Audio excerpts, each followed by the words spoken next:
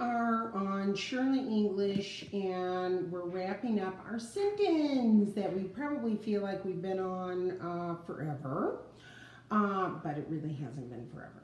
All right, our sentence was, he watered and fertilized his lawn yesterday.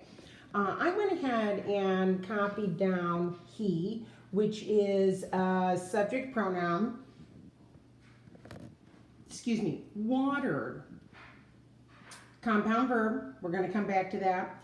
And is a conjunction. Fertilized, compound verb.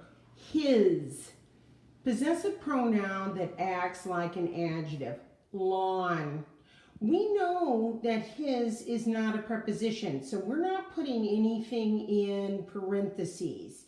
But we know that lawn is a noun, so therefore it has to be a direct object because it's not in any preposition. So lawn is a direct object. So for those of you that I had moved back a revision on through your Moby Max and had asked, okay, we know that lawn is a noun. That was kind of the clue that we know that lawn is a noun. We know it's not in a prepositional phrase, so it has to be a direct object. Okay, he watered and fertilized his lawn when, and I'm going to put when down here. Excuse me. For those of you that were having a little problem identifying what yesterday was, okay? Some of you put adjective, which I can understand why you might have thought that yesterday might have been an adjective, but it's not describing lawn. It's not going back and describing lawn. It's going back and describing watered and fertilized. He watered and fertilized his lawn when? Yesterday. It answers a question. Therefore, because it's going back and describing, golly, I can't get that out, blah. Watered and fertilized, it's an adverb. Okay? All right. Now, because we have a direct object, what does, I know Caleb Russell is probably just waiting for Mrs. Shelton to fix this. All of you out there. We know because we have a direct object that verb becomes a transitive verb because he watered and fertilized his what? Lawn. Okay, that comes back to that. Okay, and because we have a direct object, boom, we're in pattern 2.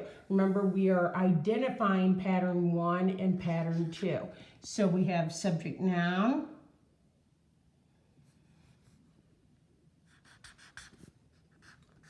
verb transitives, we have 2, direct object, pattern 2. Okay? Your whole sentence is complete. Yay! Okay? All right, let's go on to our next colored paper. All right. I want to do a couple of things real fast. You're going to see this in our Moby Max today. You've got 2 words that you're changing into past tense. I munch my hamburger and drink a soda pop. You're changing munch and drink into past tense. That's 2 things that are in Moby Max. Now, the only other thing is I want to set up this sentence for today, and then we're going to start fixing it for Thursday. Thursday and Friday are very, very, very light days, so you're not going to have much to do at all. Our sentence that you should be writing down. There are a couple of you that I said, thank you, Marshall. You found your sentence that you had written down. I certainly appreciate it. Give yourself a pat on the back. But there were a couple of you that I was walking through, and make sure you're getting those sentences written down for me. My brothers walk 7 dogs after school. Okay? Now, first of all, when we're looking at this sentence, what type of sentence is it? My brothers walk 7 dogs after school. We see a period. We know it's a statement, so we're going to write declarative. Everybody should have that.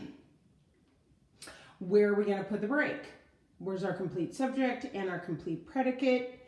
Well, it should be between. I hope everybody knows where I'm going to say. Boom. Between brothers and walk. My brothers walk 7 dogs after school. Between brothers and walk. Okay? All right. So, you're going to see in Shirley English a lesson of changing munch and drink into past tense. Remember, we're doing irregular and regular past tense verbs. This is just refresher, okay?